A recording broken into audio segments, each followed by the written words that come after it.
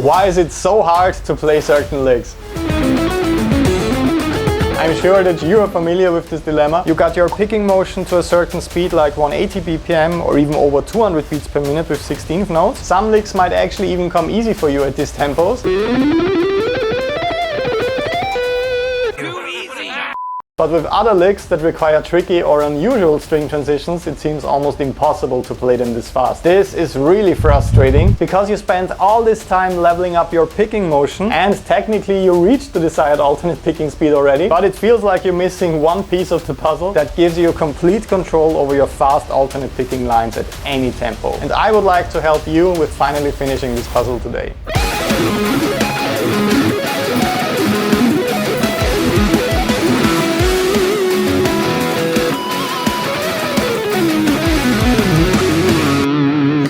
Before we check out the 4 game changer exercises I have for you today, let's quickly talk about the pick and pick grip that works the best for me after trying out pretty much every single approach out there. As most of you guys and girls know by now, I'm playing small chest 3 size picks. These picks simply provide me with the most amount of control, especially for my fast playing. Concerning the grip itself, the pick is placed right here in this area of my index finger, and then I simply put my thumb on it like this, and my hand also remains closed when I'm playing like this. And this kind of pick grip got me the best and also the most versatile results with my playing so far. Let's do a quick fire round for the most frequently asked questions. How much of the pick is actually sticking out while I'm playing? Really not that much, as you can see. For maximum control, I'm only working with the tip of my pick when I'm touching the strings. That of course also helps me with avoiding unwanted noise, because if the pick is sticking out like this, for example, it might be grazing the other strings. So by only letting it stick out like this, I can make sure to only work with the tip of my pick as I'm playing. How tight or how light should the pick grip actually be? I almost always play with a very light grip, so I really want to avoid tensing up like this, like really clenching my fist. If you feel like you're gripping the pick too tight sometimes and that it results in control issues when you're playing, the best exercise for that is just trying to hold the pick so lightly that it almost falls out of your hand in your practice routine. That will teach you how light your grip can actually be before it falls. A lot of people I did this with realized that they are gripping the pick way too tight because they are afraid of dropping it while they are playing, but it turns out you really have to let go like this in order for that to happen. And the last question, what's the absolute best pick out there? I have to admit I ditched my cool looking signature picks a couple of years ago because they got quite slippery on stage and they didn't have a grip surface. So if you want the most amount of control on stage with sweaty hands, I really recommend getting chest 3 picks or your preferred size with a grip surface like this one that makes your life so much easier. Now let's start with today's main topic, the pick escape movement exercises. As we discussed on this channel 2 weeks ago, your pick constantly needs to escape from in between the strings to get to the next string without touching any surrounding strings and without getting stuck. If you did not completely master those different pick escape movements yet, this is the exact reason and roadblock why you can't speed up certain licks any further right now. So let's finally solve this problem together today in 4 easy steps, starting with level 1.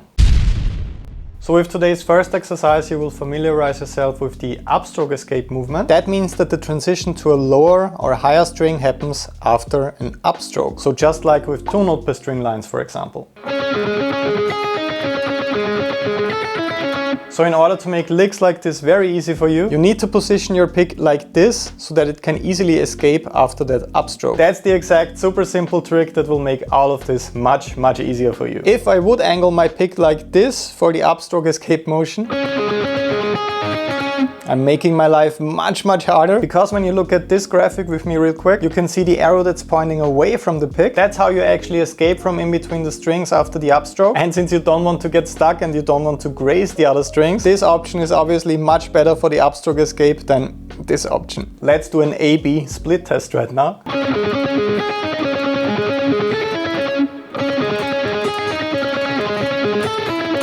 That definitely doesn't feel right. So this is the perfect exercise for you to familiarize yourself with the upstroke escape motion.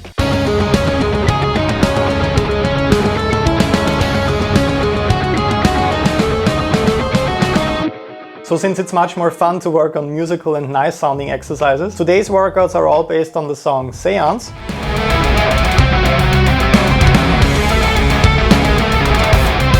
Of course, you can stream and save that one on Spotify. The link is in the description. That way you can play along to each section as soon as you memorize the exercises. So this first exercise will really teach you that upstroke escape movement because it feels completely wrong to play it with the other picking angle. And once you directly compare those two angles, you will see that it's almost like unlocking a cheat code, and that working with those different escape movements is the solution for your picking problems that you've been looking for.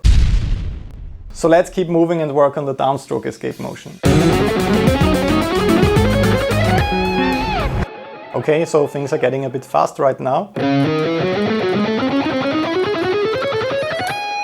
So as you can see with this lick, I have to escape after each downstroke and not after each upstroke. So this angle is obviously much better for that, because right here after the downstroke on the A string, I'm not stuck in between the strings. And since I'm ending with a downstroke on every single string with this lick, I can leave my pick in the downstroke escape movement position for the entire lick and exercise. So I know this one was quite fast, but as always you can download much slower exercise play-along videos, backing tracks, tabs and guitar profiles on patreon.com/BERNTH. So make sure to get all your practice files for your next routine and join our awesome progress-driven guitar community on Patreon today if you are serious about your guitar progress.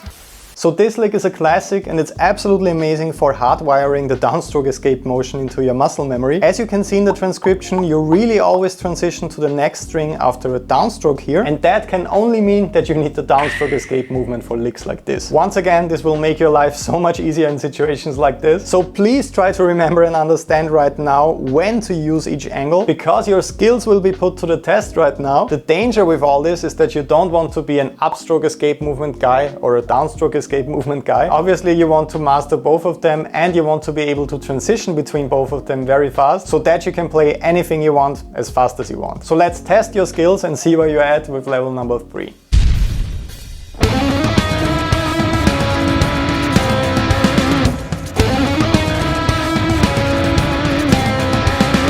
So this exercise is based on the main theme of the song Seance.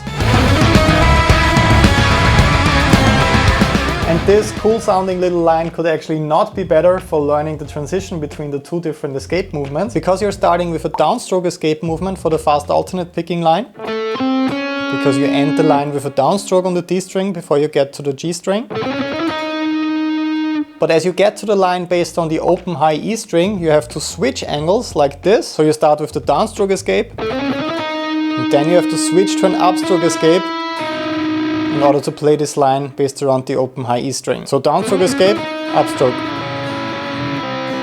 So when I slow this footage down, you can see that I start with the downstroke escape movement. That helps me with not getting stuck in between the strings with this fast line. And then for that cool string skipping part with the open string, I'm relying on the upstroke escape motion. That way I'm not touching the B string in between the G string and high E string. This lick is honestly as perfect as it gets for practicing this, because you have a bit of time to adjust the picking angles, 1/4 note to be specific, and you don't need to switch back and forth yet with a super complicated 16th note line. Spoiler alert, that's actually what's coming next. So if you're new to this and you're not a string transition master yet, make sure to download the practice files for this one on Patreon. This is as awesome and musical as it gets when it comes to a daily workout for those pick escape movements.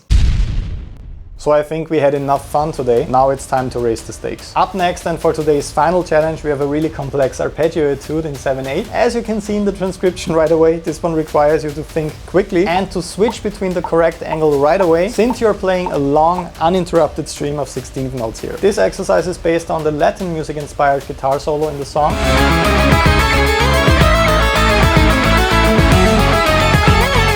But of course I modified the section and I made it a bit harder so that you have to play it with alternate picking from start to finish.